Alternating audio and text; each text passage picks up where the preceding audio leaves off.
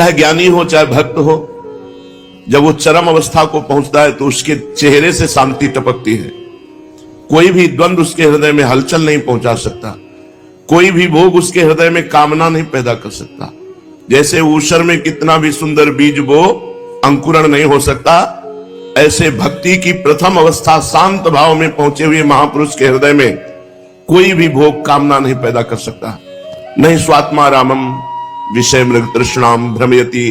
आत्मा राम पुरुष कभी विषय मृग तृष्णा में भ्रमित नहीं होता। शांत भाव अत्यंत आवश्यक है। जो शांत नहीं है वो दास्य भाव में नहीं जा सकता, और दास्य भाव पांचों भावों में रहता है।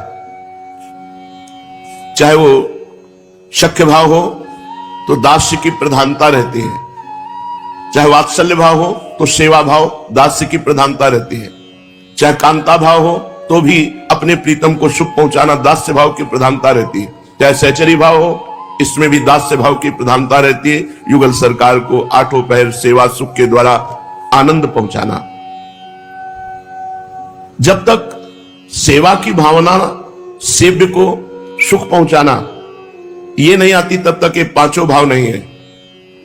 अपने सुख की कामना करके भगवान की भक्ति करना ये सकाम भक्ति है। भगवान ने आर्त, अर्थार्थ, जिज्ञासु और ज्ञानी चार प्रकार के भक्त बताए हैं। एक संकट निवृत्ति के लिए भगवान की आराधना करता है, एक धन प्राप्ति के लिए भगवान की आराधना करता है, एक भगवान को जानना चाहता है और एक भगवान को प्राप्त हो चुका है। चार श्रेणियां भगवान ने बताई, अर्थार्थी, आर्त, जिज्ञासु और ज्ञानी।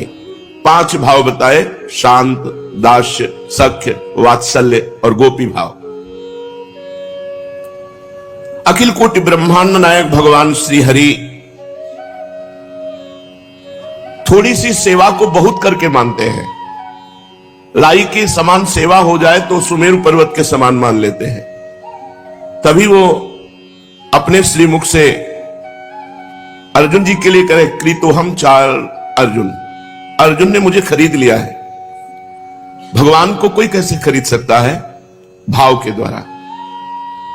अजित भगवान को कोई जीत ले वो भाव होता है। जब अपने देह सुख की, अपने अंतःकरण सुख की परवाह ना करके हर कष्ट को सहते हुए हम भगवान का भजन ईमानदारी से करते हैं, दिखावा नहीं। आजकल इतना झूठ चल गया है कि समझ में नहीं आता कि आदमी झूठ क्यों बोलता है। कम से कम एक जगह तो झूठ ना बोलो, संत के सामने, गुरु के सामने।